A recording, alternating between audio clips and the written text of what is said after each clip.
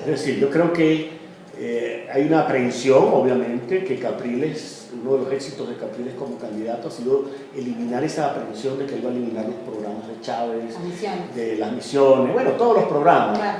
Entonces hay mucha aprehensión con respecto a eso, y Capriles ha sido cuidadoso de que él no va a eliminar las misiones, que él va a mantener las pensiones, etcétera, etcétera.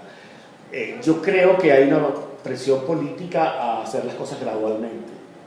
En economía, desgraciadamente, se ha demostrado que la gradualidad normalmente es un problema, porque un presidente que empieza con una gran popularidad, si lo hace gradualmente, cada día le va a costar más tomar las medidas que tiene que tomar, porque ya no está popular, una vez que ya empieza a ser el gobierno, ¿no?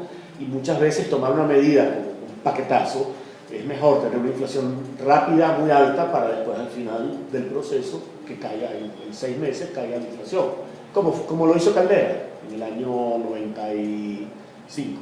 Devaluó, hubo una inflación del 30% en un mes, pero al final del año la inflación estaba en 8%. ¿Qué es lo primero que tiene que desmontar o que reformar Capriles si gana las elecciones, como usted dice?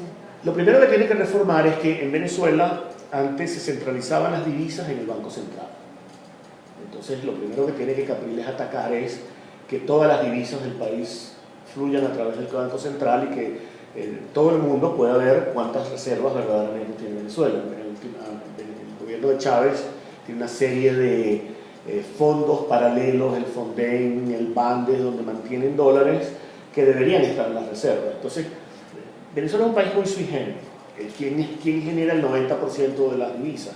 PDVSA. PDVSA va al Banco Central y le entrega 2.000 millones de dólares. A 430 le entregan 8.600 millones de bolívares. Se crearon esos bolívares con esos 2.000 millones de dólares. Si ahora esos 2.000 millones de dólares se llevan a un fondo paralelo, las reservas no están en el Banco Central respaldando la moneda. Entonces es una manera de imprimir billetes, simplemente. ¿Y por eso el control de cambio? Y por eso es que tiene que haber control de cambio. Entonces lo primero que tiene que hacer Capriles es decir, bueno, en el Fonden quedaban 5.000 millones de dólares, lo vamos a pasar a las reservas.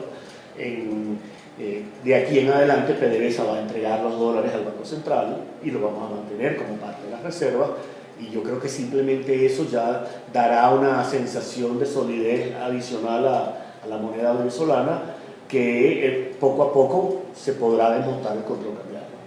Ya en el plano latinoamericano mucho se habla de cuánta plata gasta Chávez en la región. ¿Eso es cierto? ¿Gasta mucho dinero en América Latina? Bueno, hay una serie de ayudas y subsidios que tiene el gobierno de Chávez en Petrocaribe, donde Venezuela, PDVSA le vende petróleo a los países que forman parte de Petrocaribe, a Argentina, a Uruguay, y los países pagan la mitad cuando le entrega el petróleo y la otra mitad con condiciones que varían de 25 años al 2%, años de gracia, etc.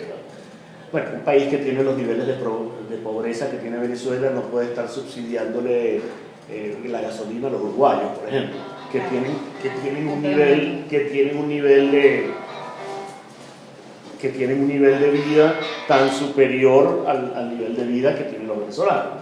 Entonces eso se tiene que acabar. Igualmente hay una serie de subsidios a Cuba, donde Cuba envía médicos a Venezuela a unos precios, a unos salarios que ojalá los venezolanos pudieran ganar, ¿no? Y creo que eso, si Capriles, que probablemente lo va a hacer, quiere que se mantengan esas misiones y esos médicos en Venezuela, simplemente tendrá que renegociar el precio del salario que se le paga por cada médico, ¿no? Claro. ¿Venezuela es segura jurídicamente para invertir? No. De alguna manera. Después de nacionalizar 1.000 empresas en el gobierno, casi siempre no haciendo lo que dice la ley en Venezuela dice que la asamblea tiene que declarar a una empresa como de interés nacional primero, después hay que pagar, y después, solamente después de esos 2 pasos puede tomarse la propiedad. Esos pasos no se cumplen.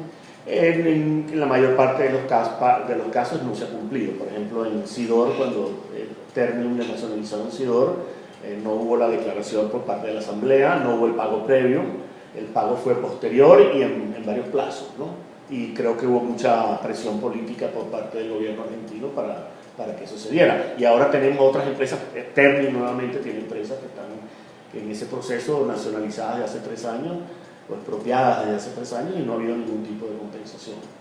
¿No hizo nada bien Chávez en materia económica en estos años? Yo creo que no, yo creo que lo único que uno puede decir que Chávez hizo es aumentar la sensibilidad de que en Venezuela hay que ocuparse de los pobres.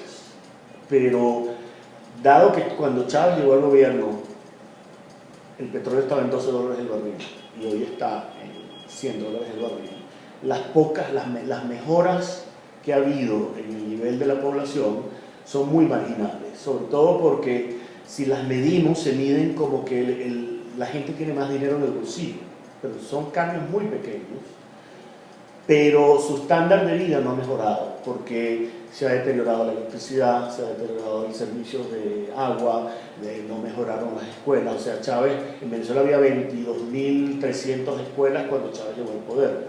Él ha remodelado muchas, pero nuevas no ha hecho tantas. Lo mismo podemos decir en los hospitales.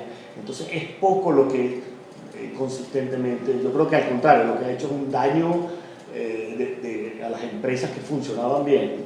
O sea, los gobiernos tienen que restringirse al ámbito del gobierno, y el gobierno de Chávez quiso controlar muchas empresas que hoy dan pérdidas y hay que pagar esas pérdidas.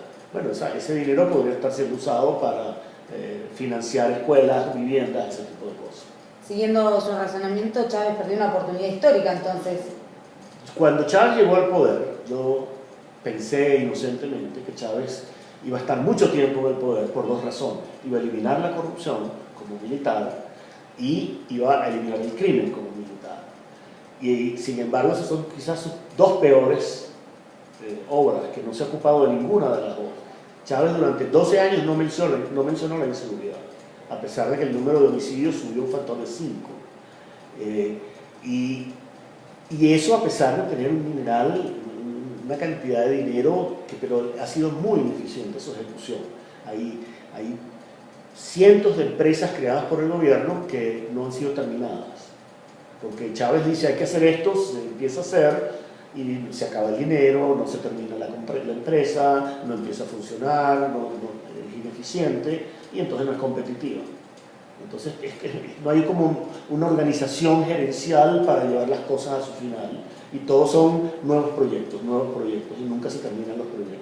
Ahora, si gana Capriles, es una coalición de muchos partidos y no todos son de centro izquierda, como él se autodenomina. ¿No va a tener problemas en su plan económico con tanta variedad? Lo que pasa es que en Latinoamérica las izquierdas y las derechas son muy distintas, creo yo. En Venezuela, para mí en Venezuela, con honrosas excepciones, no existe una derecha. En general los venezolanos, casi todos los candidatos de la oposición, en Estados Unidos serían de izquierda, no de derecha. ¿Okay? Entonces, claro, él va a tener que hacer un juego. Yo creo que lo más complicado no va a ser manejando la unidad de la oposición, lo más complicado va a ser enfrentándose al chavismo que está en las empresas, que está en los ministerios, y cómo hacer que el gobierno funcione. Ese trabajo me parece más complicado que mantener a la oposición unida. Acuérdense que aquí hay elecciones en diciembre, Las regionales, elecciones en marzo, y que los candidatos ya fueron electos en las primarias.